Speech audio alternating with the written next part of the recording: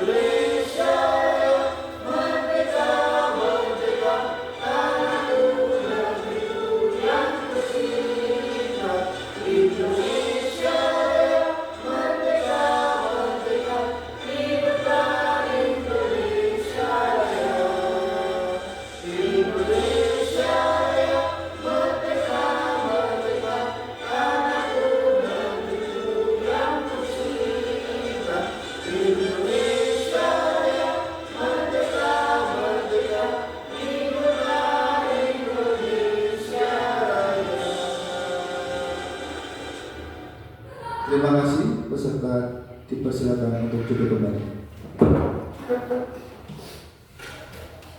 Memasuki acara selanjutnya yaitu pemaparan materi yang akan dipaparkan oleh Bu Andri Yuliana. Waktu dan tempat kami persilakan. Terima kasih Pak Angga untuk waktu yang diberikan. Terima kasih juga yang sudah berkenan hadir pada saat ini. Pertama-tama saya ucapkan selamat pagi Bapak Ibu. Selamat pagi. Terima kasih. Perkenankan pada pagi hari ini saya Andri Diana pada pagi hari ini akan memberikan atau menyebarkan pemahaman dan pengalaman penerapan budaya positif yang merupakan implementasi dari pelajaran yang saya dapat dalam pendidikan calon guru penggerak di angkatan 10 ini. Jadi kita akan sama-sama belajar tentang budaya positif. Bapak Ibu yang saya hormati,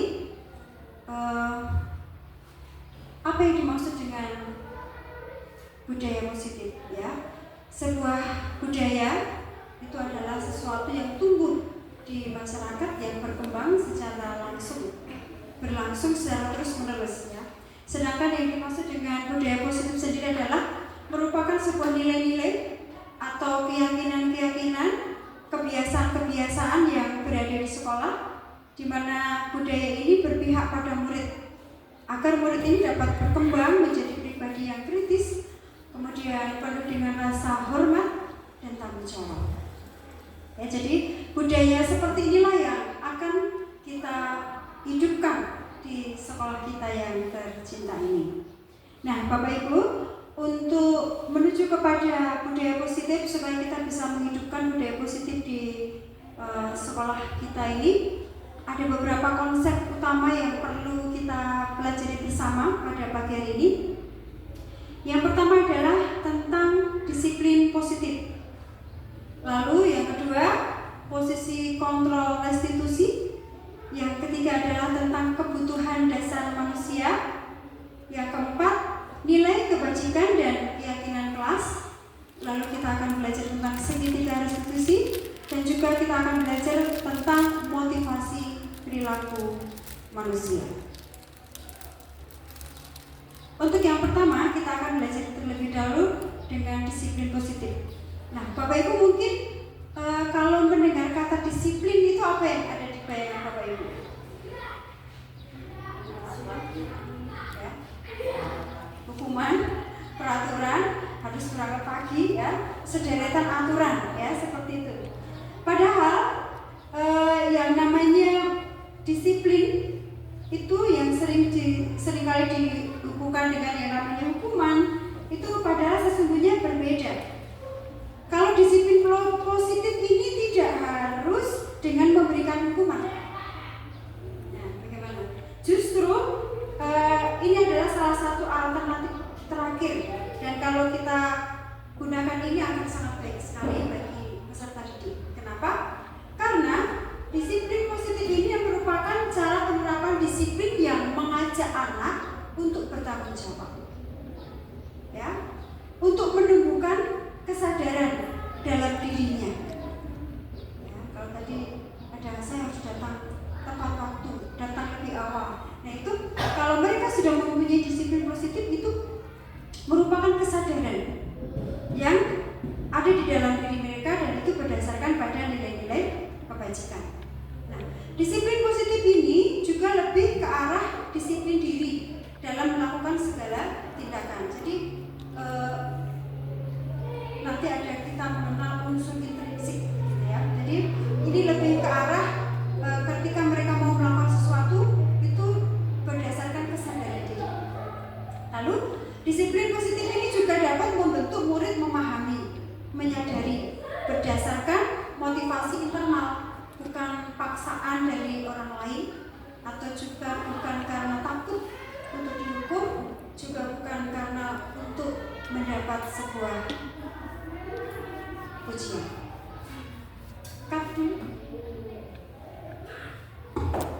Untuk selanjutnya kita akan belajar tentang kebutuhan dasar manusia. Bapak Ibu, ini sangat penting sekali bagaimana dengan memahami akan kebutuhan dasar daripada peserta didik kita ini, kita akan bisa lebih memahami mereka. Ya, ketika mereka melakukan sesuatu, ya, pasti ada tujuan dan maksudnya. Apapun itu, meskipun itu perbuatan yang baik ataupun perbuatan yang menyimpang, itu pasti ada tujuannya. Oleh karena itu, mari kita melihat proses yang dilakukan anak-anak ketika melakukan tindakan yang tidak baik itu sebenarnya kebutuhan dasar apa yang tidak mereka dapat sehingga mereka melakukan hal itu. Nah, Bapak Ibu bisa lihat di sini kebutuhan dasar tersebut itu kita kelompokkan menjadi 5. Itu yang pertama adalah bertahan hidup. Lalu yang kedua adalah kasih sayang dan rasa diterima. Yang ketiga, penguasaan. Yang kelima ini adalah kebutuhan akan kebebasan atau hak pilih, ya. Kemudian yang kelima adalah kebutuhan akan kesenangan. Mari kita lihat bersama-sama contohnya. Kebutuhan anak ataupun manusia akan bertahan hidup. Ini contohnya anak-anak membutuhkan makan, memerlukan minum, membutuhkan kesehatan, rasa aman. Itu adalah contoh-contoh kebutuhan yang harus kita penuhi atau yang manusia penuhi itu dalam rangka untuk bertahan hidup. Nah, kita bisa lihat, ya, kasus di kelas, mungkin kenapa anak menangis, kenapa anak ini merebuti makanan teman. Nah, mungkin dia sedang memenuhi kebutuhan hidupnya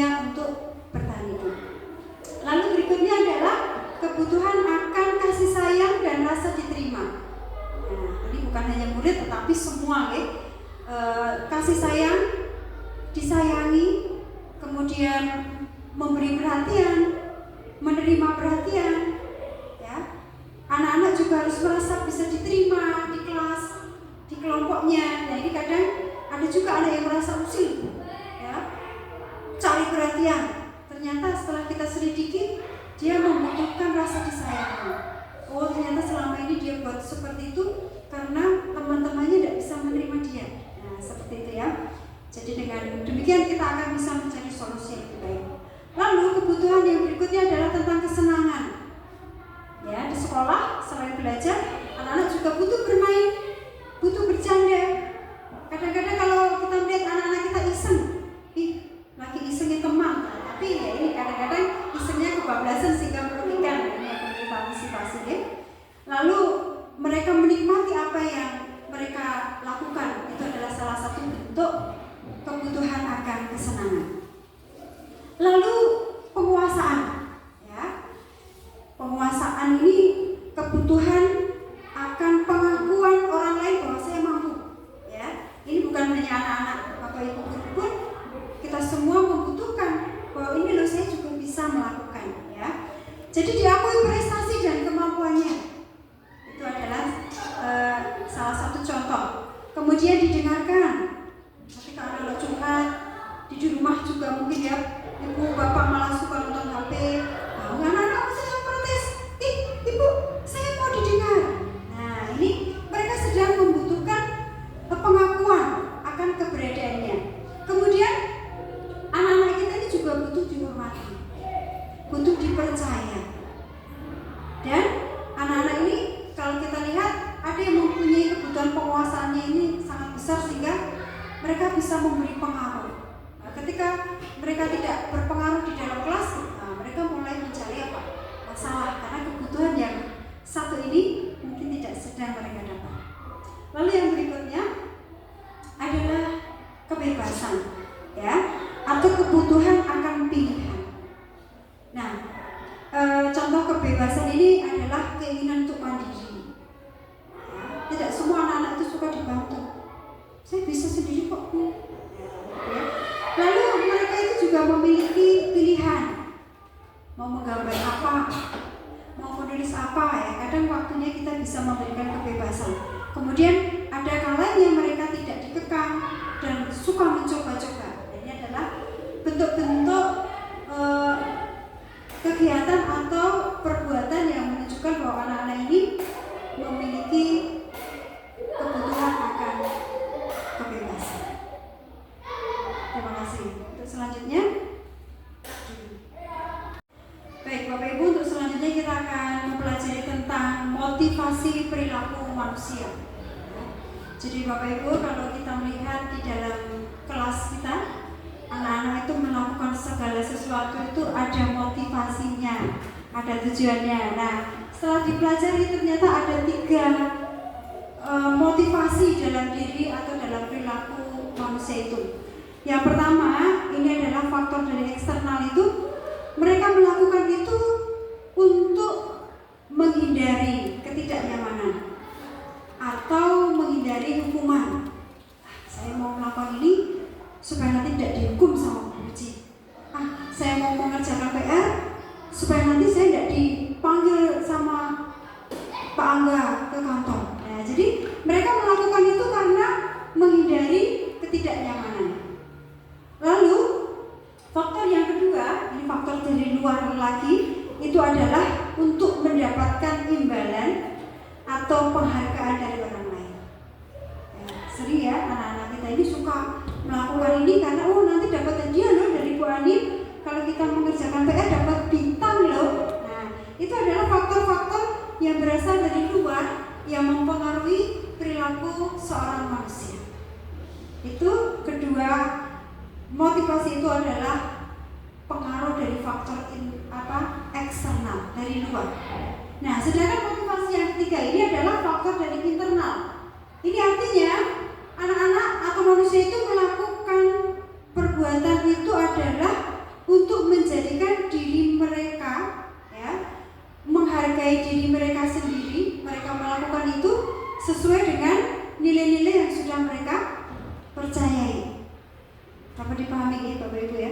Jadi ini faktor ini ada di dalam dirinya, faktor yang berasal dari dalam diri mereka. Oh, saya melakukan ini karena saya menghargai diri saya.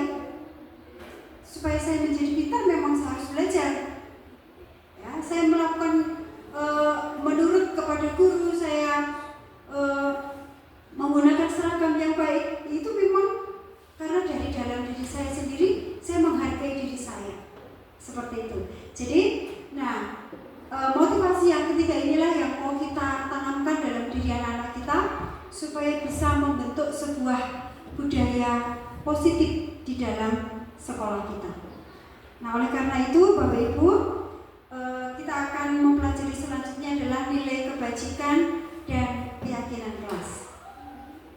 Bapak Ibu mungkin pernah mendengar kata keyakinan kelas? Pernah ya? Atau mungkin yang kita sering sebut dulu kesepakatan. Ya, apa kesepakatan antara kamu dan saya? Kesepakatan kita dalam satu kelas. Nah, kalau ini keyakinan kelas ini menurut saya lebih dalam lagi. Ya, memang di dalam keyakinan kelas ini berisi kesepakatan-kesepakatan yang ada di dalam kelas. Lalu selanjutnya diyakini. Ya, ini ya yang penting ya. Diyakini bahwa ketika ini dilakukan, bahwa ini diyakini untuk dilaksanakan. Nah, seperti itu. Nah, nanti kita harapkan di setiap kelas mempunyai keyakinan kelas. Keyakinan kelas di kelas 1 mungkin berbeda dengan keyakinan kelas di kelas 2, berbeda lagi di kelas 3, dan seterusnya. Yang perlu kita pahami bersama, nilai-nilai kebajikan yang disepakati bersama untuk menciptakan sebuah lingkungan yang positif, itulah yang disebut dengan keyakinan kelas. Keyakinan kelas itu bersifat abstrak, Bapak Ibu, lebih daripada peraturan. Kalau peraturan kan lebih rinci. Salah satu contoh, kemarin saya sudah bentuk di kelas 4, salah satu keyakinan kelas mereka adalah bersikap disiplin. Ini bersifat abstrak ya, penjabarannya luas sekali. Dan ketika anak-anak meyakini bahwa saya disiplin, kalau saya memakai seragam lengkap itu berarti saya disiplin. Kalau saya datang tidak terlambat itu merupakan keyakinan saya bahwa saya bersikap disiplin. Ya, itu bersifat abstrak dan bersifat universal juga, ya, bersifat umum. Lalu pernyataan keyakinan kelas itu dibuat dalam bentuk positif. Ya, nanti kalau Bapak Ibu membuat keyakinan kelas bersama anak-anak, hindarkan penggunaan kata tidak, jangan, tidak boleh, ya, itu dihilangkan. Jadi ini merupakan kalimat positif dan tidak usah terlalu banyak. Keyakinan kelasnya tidak usah banyak, tetapi di situ sudah mencakup semua aspek-aspek yang mewakili budaya positif. Ya. Lalu keyakinan kelas itu sebaiknya sesuatu yang dapat diterapkan di dalam kelas. Ya, jangan buat suatu keyakinan yang tidak bisa dibuat atau dilakukan di kelas. Dan yang tidak kalah penting dalam membuat keyakinan kelas ini harus melibatkan anak-anak semua. Jangan hanya gurunya yang buat. Ini ya keyakinan kelas yang guru buat. Kalian setuju? Setuju. Ya, bukan seperti itu. Tetapi keyakinan kelas ini harus merupakan curah pendapat. Ya, nanti dalam pelaksananya Bapak Ibu bisa membuat kelompok-kelompok lalu mencurahkan isi hati mereka. Apa sih yang mau saya yakini di dalam kelas kita? Ya, contohnya terlihat sekolah terlihat bersih. Ya, itu keyakinan mereka. Jadi mereka akan termotivasi, piye caranya biar kelas saya bersih, piye caranya biar kelas saya rapi.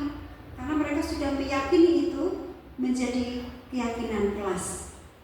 Lalu setelah Bapak Ibu membuat keyakinan kelas ini kemudian dilaksanakan, jangan lupa untuk ditinjau kembali. Apakah keyakinan kelas yang sudah kita sepakati bersama itu sudah dilaksanakan dengan baik atau belum? poin-poin atau kesepakatan kelas mana yang sering dilanggar sama anak-anak, ya. Keyakinan kelas mana yang belum menjadi budaya dalam kelas tersebut. Selanjutnya kita akan belajar tentang 5 posisi kontrol oleh guru atau orang tua, ya. 5 posisi kontrol ini yang sadar atau tidak sadar ibu bapak sering lakukan di dalam kelas. Nanti mari kita lihat selama ini saya mengontrol anak-anak saya itu dengan cara yang mana, ya. Jadi Bapak Ibu, yang pertama itu adalah posisi kontrol sebagai seorang penghukum, ya. Ini bisa menghukum secara fisik, demikian juga secara verbal. Ya, seringkali para guru menggunakan ini untuk menghukum karena kamu tidak mengerjakan PR, silakan kamu membersihkan WC. Ya, mungkin ada juga yang masih melakukan seperti itu. Nanti kita akan lihat contoh penerapannya dalam satu masalah. Lalu posisi kontrol yang kedua yang dilakukan oleh seseorang itu adalah pembuat rasa bersalah. Di sini seorang guru atau seorang orang tua ini seringkali membuat anak itu ya suaranya lembut. Tetapi Bapak Ibu bisa lihat dalam keheningan ini anak-anak merasa tidak nyaman, merasa bersalah, dan jeleknya itu merasa rendah diri. Contohnya ketika ibu atau guru mengatakan kepada anak, ibu sangat kecewa sekali dengan apa yang kamu lakukan. Berapa kali ibu harus memberitahukan ini kepadamu? Nah, ini lembut. Tetapi kalau itu tidak lanjuti kepada langkah berikutnya, anak-anak ini akan merasa bersalah sekali. Saya sudah buat salah ya hari ini. Nah, itu sikap posisi kontrol yang kedua adalah pembuat rasa bersalah. Untuk yang ketiga, ini adalah posisi kontrol sebagai teman. Nah, di sini guru posisinya tidak menyakiti murid, namun berusaha mengontrol murid dengan persuasi. Artinya, guru ini menggunakan hubungan yang pakai humor, guyonan. Ayolah bantu bapak, jangan terlambat lagi. Ya, contohnya ya. Ayo ingat, bapak sudah katakan ini loh, ya. Ayo nanti bapak bisa bantu kamu. Ya, itu contoh posisi kontrol sebagai teman. Tetapi ada jeleknya, Bapak Ibu ya, ketika kita memposisikan diri kita sebagai teman, terus kemudian selalu memberikan solusi atau maksudnya mengambil alih solusi itu oleh kita, itu maka anak-anak suatu saat ketika bapak atau ibu gurunya tidak ada, dia akan apa? Dia bisa mandiri. Biasanya Pak Guru yang bantu saya, ini Pak Guru cuti. Ya, jadi seperti ini yang akan terjadi ketika kita menggunakan posisi kontrol sebagai teman kepada anak-anak kita. Lalu yang berikutnya adalah pemantau atau monitor. Nah, monitoring itu berarti mengawasi. Nah, di sini seorang guru ini akan menerapkan peraturan-peraturan, ya, peraturan-peraturannya itu sudah jelas. Lalu ketika anak melanggar itu tinggal dicopot saja, nih peraturan apa yang sudah kamu langgar, ya. Jadi contohnya peraturan apa yang sudah kamu langgar, lalu kamu tahu apa yang akan menjadi konsekuensi kalau kamu melakukan ini. Ya, lalu selanjutnya guru akan membiarkan anak itu melakukan akibat dari apa yang sudah dia lakukan. Nah, sekarang posisi yang kelima yaitu posisi manajer. Nah, pada posisi ini Bapak Ibu, kita akan mempersilahkan anak-anak mempertanggungjawabkan perilakunya, mendukung agar anak dapat menemukan solusi dari permasalahannya. Contoh kalimatnya, apakah kamu meyakini apa yang sudah kita sepakati? Nah, contohnya, sudah meyakini, apakah kamu bersedia memperbaikinya? Nah, itu adalah contoh-contoh pertanyaan yang bisa dilakukan seorang manajer. Jadi seorang manajer ini akan menggali apa masalah yang ada dalam diri anak, lalu bagaimana kita bisa menemukan solusinya bersama anak itu, dan kita akan menolong, manajer ini akan menolong supaya anak itu bisa menyelesaikan masalahnya. Tidak mengambil alih, oh ya sudahlah, nanti bapak yang kerjakan, contohnya itu tadi posisi sebagai seorang teman. Nah, dalam mengambil alih sebagai seorang manajer ini biasanya akan menggunakan sebuah pendekatan yang dikenal dengan segitiga restitusi. Nah, Bapak Ibu bisa lihat segitiga restitusi itu adalah satu rangkaian yang bisa kita gunakan untuk menyelesaikan sebuah masalah.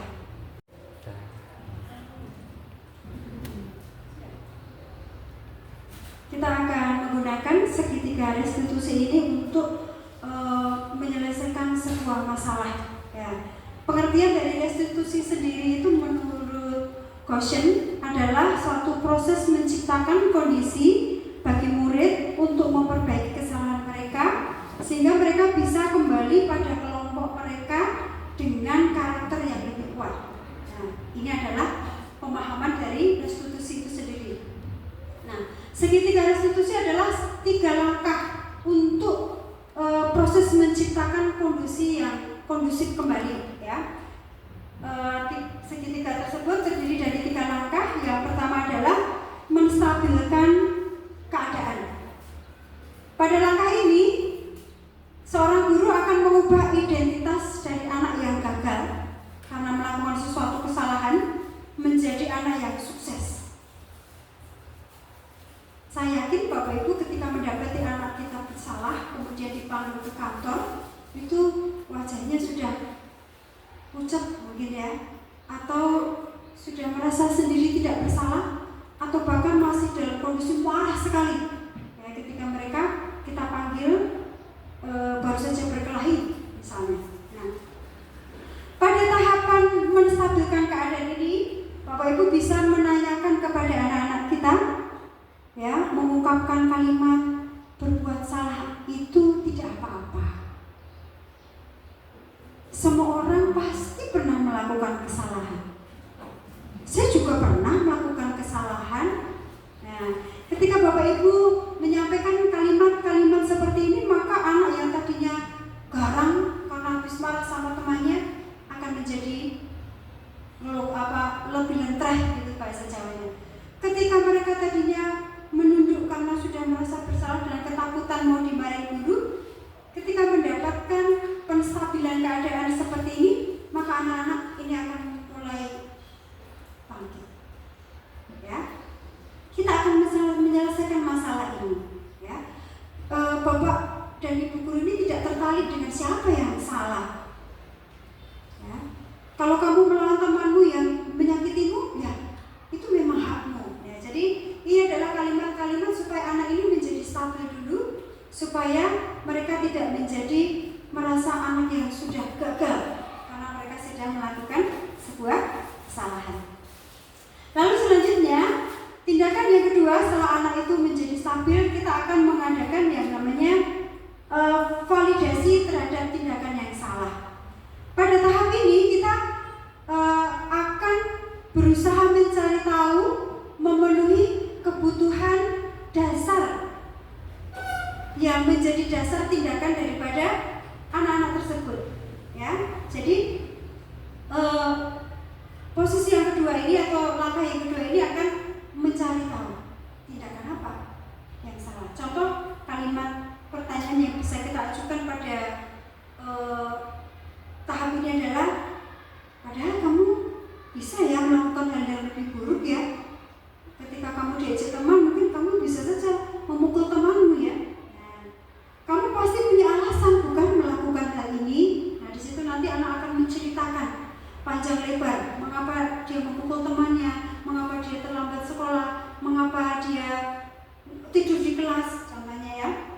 Lalu kita juga bisa memberikan pertanyaan, kamu patut bangga pada dirimu, padahal kamu bisa melakukan sesuatu yang lebih buruk, tapi kamu bisa mengendalikan dirimu. Nah, ini adalah salah satu proses untuk kita bisa memvalidasi tindakan anak itu yang salah. Kita bisa melihat apa alasan daripada anak melakukan hal itu. Nah, setelah kita mengetahui alasan daripada anak-anak melakukan tindakan yang salah itu, selanjutnya kita akan menyampaikan keyakinan atau menanyakan keyakinan. Nah, pada posisi ini kita akan mengembalikan kondisi siswa untuk meyakini apa yang sudah mereka sepakati di kelas, untuk kembali menimbulkan motivasi apa? Internal dari dalam diri siswa. Ya, jadi ketika besok lagi mereka dihina temannya, mereka bisa menahan diri untuk tidak kembali menghina sehingga terjadi keributan. Itu motivasinya dari dalam diri. Oh, saya kan meyakini kelas untuk hidup saling menghargai. Nah, itu keyakinan saya. Jadi ya, mari saya akan menghargai. Ya, jadi itu yang mau kita dapat dari menyampaikan keyakinan ini. Pada tahap ini, Bapak Ibu bisa bertanya, apa nilai-nilai yang sudah kita sepakati? Mari kita mencari solusi dari apa yang menjadi masalah kita. Nah, saya akan memberikan sebuah contoh ketika seorang anak datang terlambat, ya. Maka kita bisa pada posisi ini, setelah kita mengetahui apa alasan mereka terlambat, apa solusinya yang kita bisa lakukan supaya besok kamu tidak terlambat. Lalu apa solusinya ini gara-gara kamu terlambat, kamu ketinggalan pelajaran, apa solusinya? Nah, pada tahap ini anak akan menemukan kembali motivasi, oh iya saya kemarin sudah terlambat, besok saya akan melakukan ini. Melakukan usaha supaya saya tidak mengulangi lagi kesalahan yang seperti ini. Ya, jadi Bapak Ibu, inilah segitiga restitusi yang bisa kita terapkan di dalam kelas kita masing-masing ketika kita menghadapi anak-anak kita melakukan sebuah kesalahan atau melakukan sebuah pelanggaran.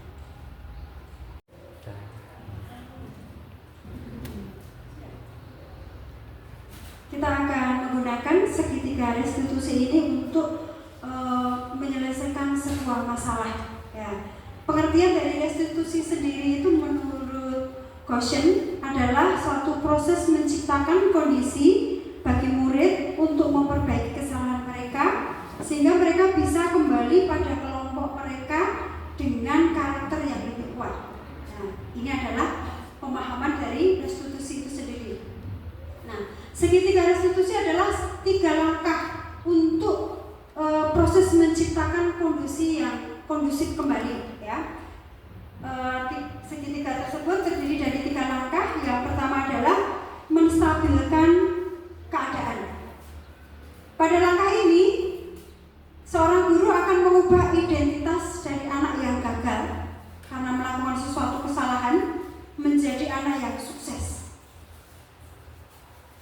Saya yakin Bapak Ibu ketika mendapati anak kita bersalah kemudian dipanggil ke kantor, itu wajahnya sudah pucat mungkin ya, atau sudah merasa sendiri tidak bersalah, atau bahkan masih dalam kondisi marah sekali ya, ketika mereka kita panggil baru saja berkelahi misalnya. Nah, pada tahapan menstabilkan keadaan ini, Bapak Ibu bisa menanyakan kepada anak-anak kita, ya, mengungkapkan kalimat berbuat salah itu tidak apa-apa. Semua orang pasti pernah melakukan kesalahan. Saya juga pernah melakukan kesalahan. Nah, ketika Bapak Ibu menyampaikan kalimat-kalimat seperti ini, maka anak yang tadinya garang karena habis marah sama temannya akan menjadi lebih lentreh gitu bahasa Jawanya. Ketika mereka tadinya menunduk karena sudah merasa bersalah dan ketakutan mau dimarahi guru, ketika mendapatkan penstabilan keadaan seperti ini, maka anak-anak ini akan mulai bangkit. Ya, kita akan menyelesaikan masalah ini. Ya, Bapak dan Ibu guru ini tidak tertarik dengan siapa yang salah. Ya, kalau kamu melawan temanmu yang menyakitimu, ya itu memang hakmu. Ya, jadi ini adalah kalimat-kalimat supaya anak ini menjadi stabil dulu, supaya mereka tidak menjadi merasa anak yang sudah gagal karena mereka sedang melakukan sebuah kesalahan. Lalu selanjutnya, tindakan yang kedua setelah anak itu menjadi stabil, kita akan mengadakan yang namanya validasi terhadap tindakan yang salah. Pada tahap ini kita akan berusaha mencari tahu, memenuhi kebutuhan dasar yang menjadi dasar tindakan daripada anak-anak tersebut. Ya, jadi posisi yang kedua ini atau langkah yang kedua ini akan mencari tahu tindakan apa yang salah. Contoh kalimat pertanyaan yang bisa kita ajukan pada tahap ini adalah, padahal kamu bisa ya melakukan hal yang lebih buruk ya. Ketika kamu diajak teman, mungkin kamu bisa saja memukul temanmu ya. Nah, kamu pasti punya alasan bukan melakukan hal ini. Nah, di situ nanti anak akan menceritakan panjang lebar mengapa dia memukul temannya, mengapa dia terlambat sekolah, mengapa dia tidur di kelas, contohnya ya. Lalu kita juga bisa memberikan pertanyaan, kamu patut bangga pada dirimu, padahal kamu bisa melakukan sesuatu yang lebih buruk, tapi kamu bisa mengendalikan dirimu. Nah, ini adalah salah satu proses untuk kita bisa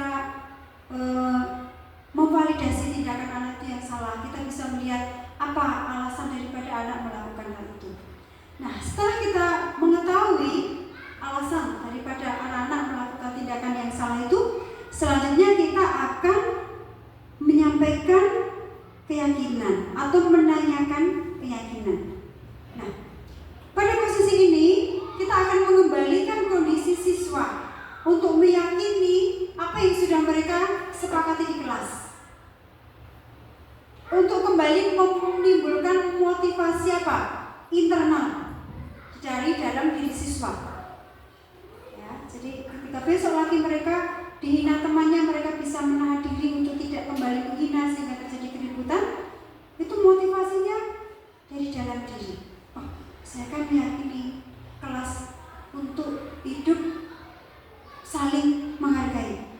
Nah, itu keyakinan saya. Jadi ya, mari saya akan menghargai. Ya, jadi itu yang mau kita dapat dari menyampaikan keyakinan ini. Pada tahap ini, Bapak Ibu bisa bertanya, apa nilai-nilai yang sudah kita sepakati? Mari kita mencari solusi dari apa yang menjadi masalah kita. Nah, saya akan memberikan sebuah contoh ketika seorang anak datang terlambat, ya. Maka kita bisa pada posisi ini, setelah kita mengetahui apa alasan mereka terlambat, apa solusinya yang kita bisa lakukan supaya besok kamu tidak terlambat. Lalu apa solusinya ini gara-gara kamu terlambat, kamu ketinggalan pelajaran, apa solusinya? Nah, pada tahap ini anak akan menemukan kembali motivasi, oh iya saya kemarin sudah terlambat, besok saya akan melakukan ini. Melakukan usaha supaya saya tidak mengulangi lagi kesalahan yang seperti ini. Ya, jadi Bapak Ibu, inilah segitiga restitusi yang bisa kita terapkan di dalam kelas kita masing-masing ketika kita menghadapi anak-anak kita melakukan sebuah kesalahan atau melakukan sebuah pelanggaran.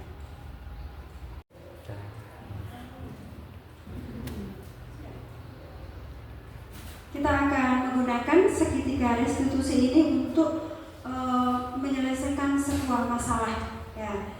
Pengertian dari restitusi sendiri itu menurut Goshen adalah suatu proses menciptakan kondisi bagi murid untuk memperbaiki kesalahan mereka sehingga mereka bisa kembali pada kelompok mereka dengan karakter yang lebih kuat.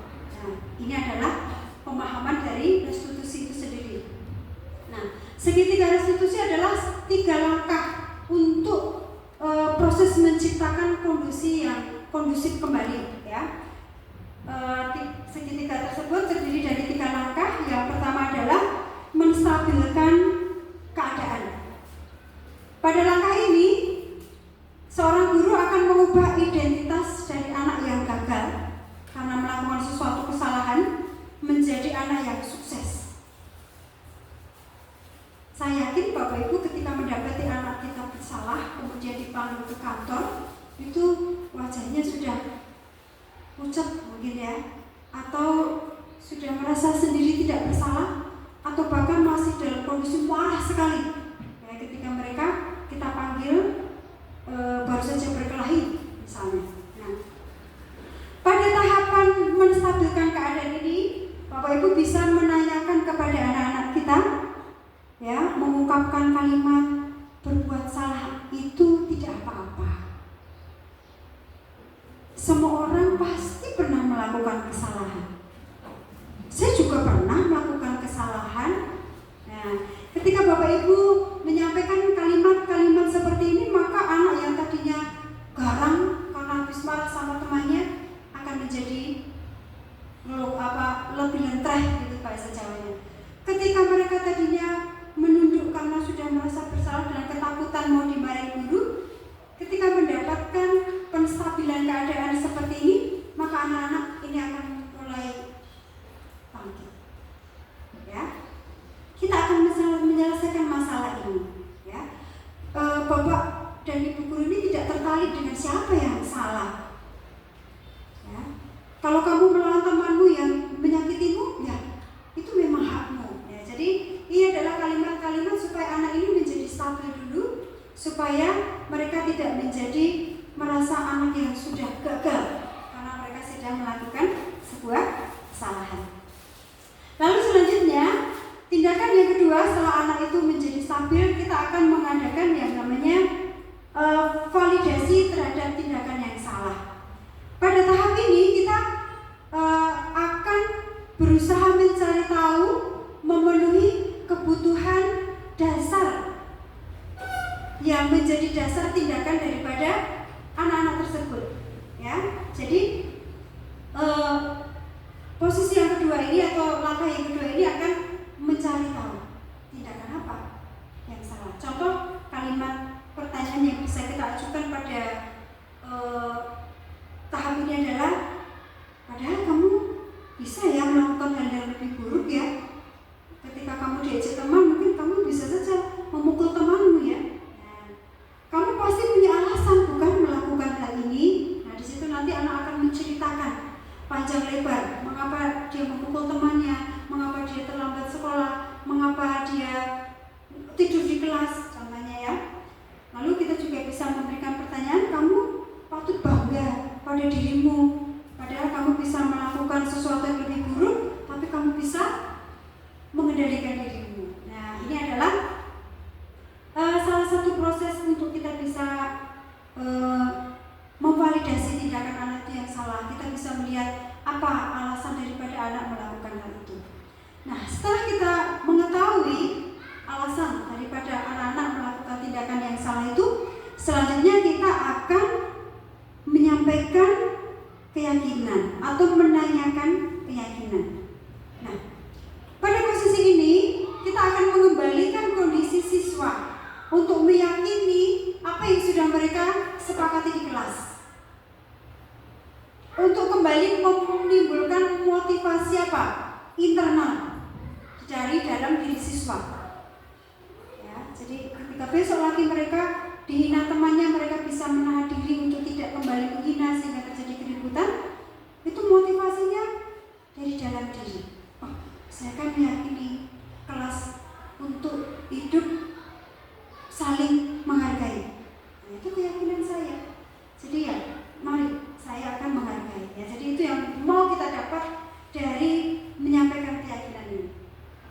Pada tahap ini, Bapak Ibu bisa bertanya, apa nilai-nilai yang sudah kita sepakati? Mari kita mencari solusi dari apa yang menjadi masalah kita. Nah, saya akan memberikan sebuah contoh ketika seorang anak datang terlambat, ya, maka kita bisa pada posisi ini mengetahui apa alasan mereka terlambat, apa solusinya yang kita bisa lakukan supaya besok kamu tidak terlambat. Lalu apa solusinya ini gara-gara kamu terlambat, kamu ketinggalan pelajaran, apa solusinya? Nah, pada tahap ini anak akan menemukan kembali motivasi, oh iya saya kemarin sudah terlambat, besok saya akan melakukan ini. Melakukan usaha supaya saya tidak mengulangi lagi kesalahan yang seperti ini. Ya, jadi Bapak Ibu, inilah segitiga restitusi yang bisa kita terapkan di dalam kelas kita masing-masing ketika kita menghadapi anak-anak kita melakukan sebuah kesalahan atau melakukan sebuah pelanggaran. Berikut ini saya akan memberikan sebuah contoh dari kegiatan restitusi yang saya terapkan kepada anak kita yang bernama Fahri.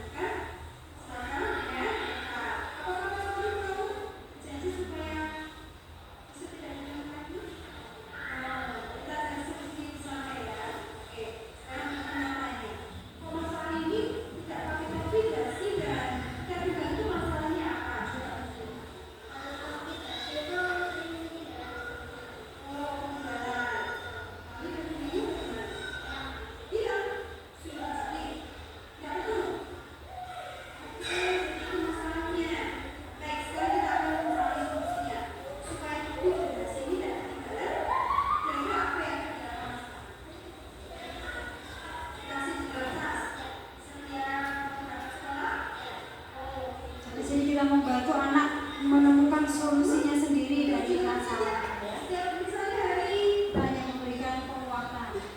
Satu, itu sudah disiapkan masukkan di tas. Jadi ya, sekarang solusinya mereka bisa bagaimana? Ini, itu bisa beri informasi ya kalau mereka itu solusinya ini supaya bisa melakukan itu sekarang.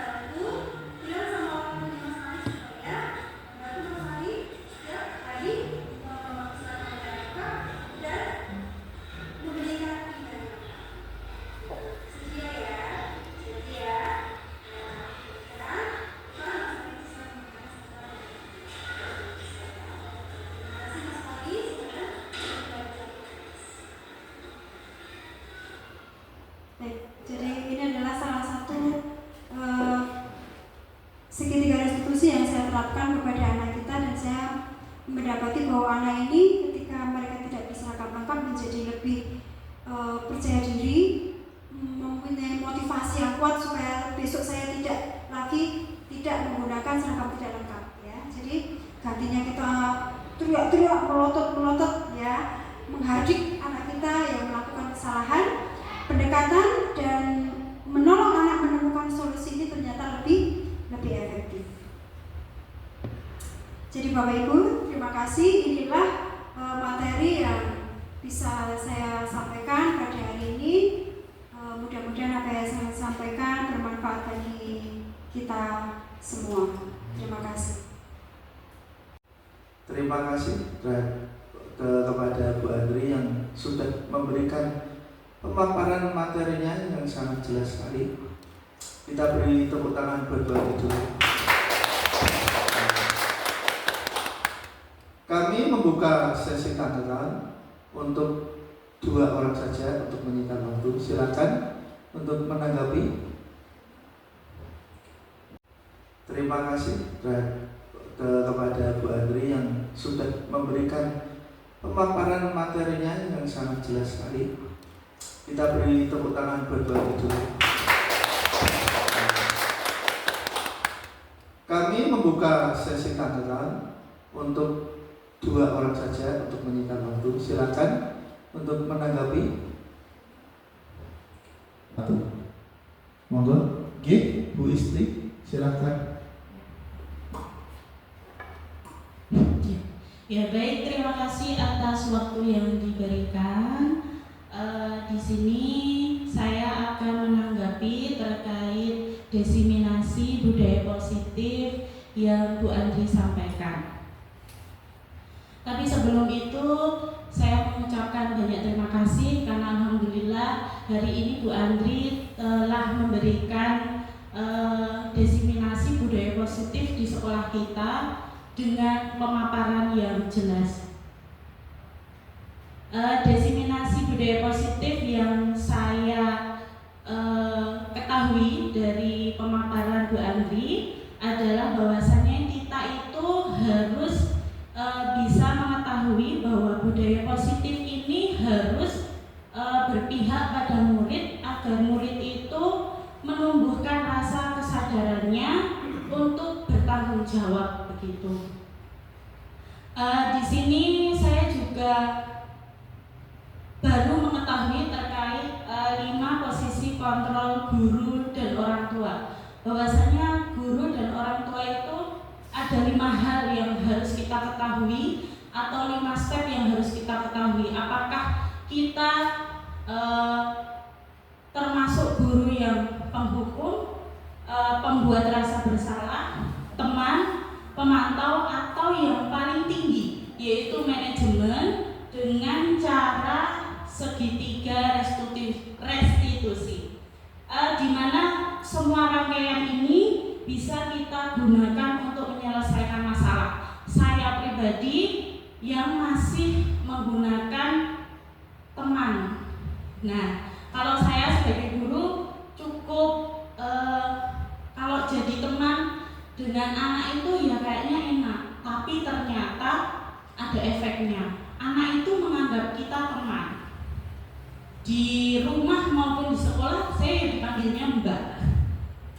Kayak dianggap teman aja gitu. Ternyata memang sebagai guru itu kita harus memposisikan ini bahwa guru itu ya guru, ya bisa jadi orang tua, ya bisa jadi teman di sekolah begitu. Terima kasih banyak untuk diseminasi hari ini. Ini benar-benar membuat saya lebih belajar kembali bahwasanya memang budaya positif ini perlu dibangun di sekolah kita atau di lingkungan rumah begitu. Terima kasih.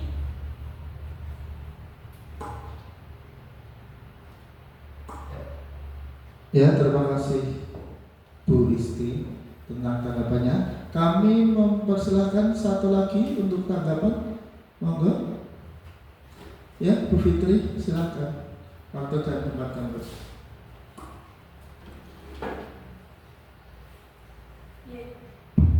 Ya, terima kasih atas waktu yang telah diberikan. Terima kasih kepada Bu Andri atas pemaparan mengenai diseminasi yang telah disampaikan tadi. Di sini saya mungkin bersama teman-teman juga merasa senang mengenai materi yang telah Ibu sampaikan, terutama mengenai kebutuhan dasar manusia tadi. Kebutuhan dasar manusia tadi dibagi menjadi 5. Mungkin yang pertama bertahan hidup, yang kedua kasih sayang, yang ketiga kekuasaan, yang keempat kebebasan, yang kelima ada kesenangan. Ya, mungkin itu saja yang bisa saya sampaikan. Terima kasih. Ya, terima kasih tentang untuk tanggapan Bapak Ibu semua. Ya, kita sudah memasuki acara yang selanjutnya sebelum penutup. kita mengucapkan banyak terima kasih sekali lagi kepada Bu Andri yang telah memberikan paparan yang sangat jelas, yang sangat informatif kepada kita semua untuk memajukan kinerja kita dan untuk memberikan wawasan kepada kita untuk lebih memperhatikan dan untuk memajukan anak didik kita. Ya, sebelum kita menutup acara kita hari ini, marilah kita mengucapkan hamdalah untuk kita yang berumat Islam, untuk yang selain berumat Islam, untuk menyesuaikan. Alhamdulillahirabbil alamin. Terima kasih. Wassalamualaikum warahmatullahi wabarakatuh.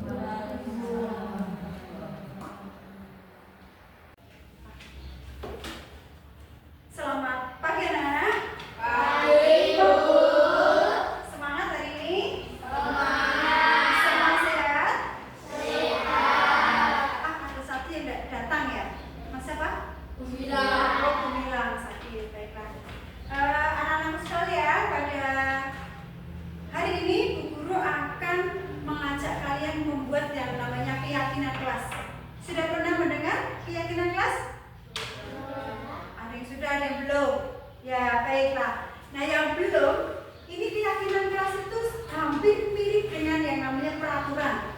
Ya, kalau anak-anak sering mendengar peraturan, tidak boleh memakai sepatu selain hitam, gitu ya. Kadang-kadang kalian sering mendengar peraturan seperti itu. Tetapi yang namanya keyakinan kelas ini adalah sesuatu yang kalian sepakati, nanti disepakati sama-sama antara guru dan juga anak-anak. Lalu keyakinan kelas ini kalian yakini bahwa ini adalah sesuatu yang baik, ya, sesuatu yang bisa kita sepakati dan kita laksanakan di kelas ini. Begitu, ya. Itu pengertian dari keyakinan kelas. Nah, dengan melaksanakan keyakinan kelas ini, anak-anak akan menjadi lebih bertanggung jawab. Oh, tadi saya sudah meyakini contohnya disiplin. Kalau saya tidak masuk kelas, berarti saya melanggar keyakinan disiplin. Nah, contohnya. Nah, hari ini kalian sama-sama dengan guru akan membuat apa keyakinan kelas untuk di kelas 4 ini. Ya, jadi nanti keyakinan itu akan terus kita ikuti dalam proses pembelajaran sehari-hari sehingga anak-anak bisa termotivasi. Aku sudah meyakini ini dan aku akan melakukannya. Begitu ya? Oke, baiklah. Sekarang guru akan membagikan kertas. Ya, kertasnya ini satu-satu nanti saya bagi. Silakan kalian tulis keyakinan kelas apa ya yang mau saya tulis di kelas ini dan saya bisa jalankan bersama dengan teman-teman. Ya, nanti kalian tulis baru nanti kita diskusikan ini masuk enggak keyakinan kelas, ini masuk enggak, kita diskusikan bersama. Bisa dimengerti?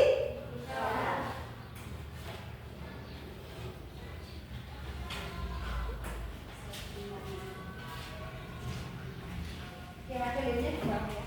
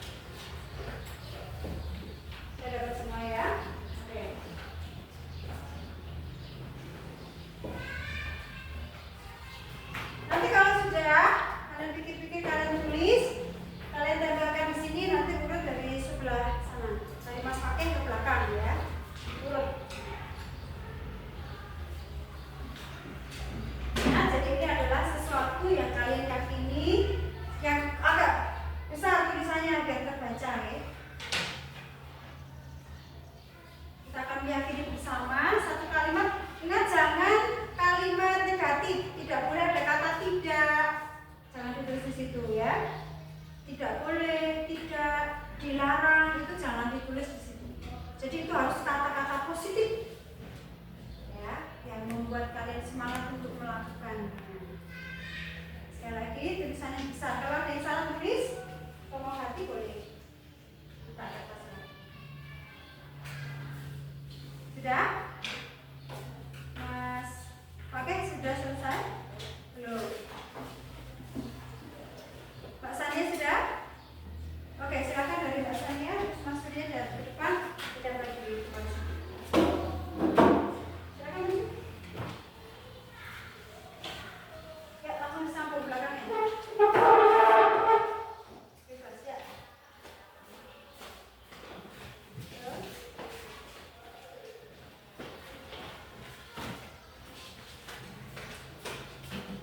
Oke, lanjutkan, Mas.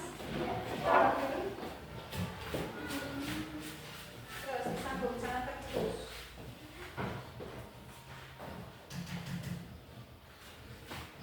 Sambung dulu, kamu sudah ada apa-apa.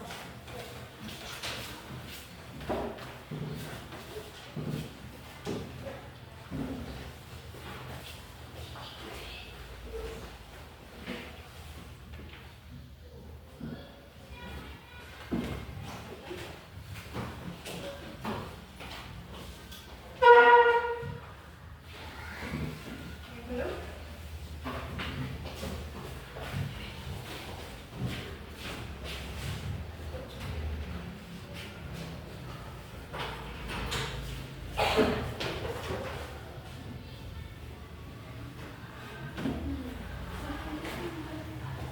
Baik, terima kasih. Anak sudah menuliskan di depan. Kita akan lihat ya.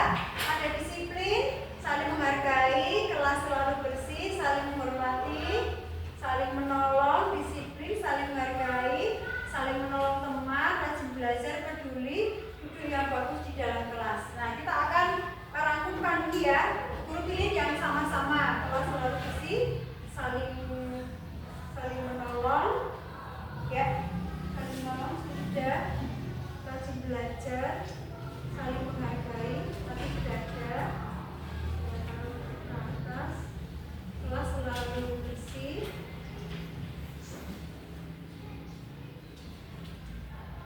oke, disiplin sudah ada, sudah bersatu, saling menolong, rajin belajar, peduli, duduk yang bagus di kelas. Oke, ini ada berapa kesepakatan kelas? Keyakinan kelas? Ada 8 ya. Jadi inilah 8 keyakinan kelas yang sudah kita sepakati bersama. Anak-anak yakin bisa disiplin ya? Yakin? Yakin bisa saling menghargai? Yakin? Yakin kelasnya selalu bersih? Ya.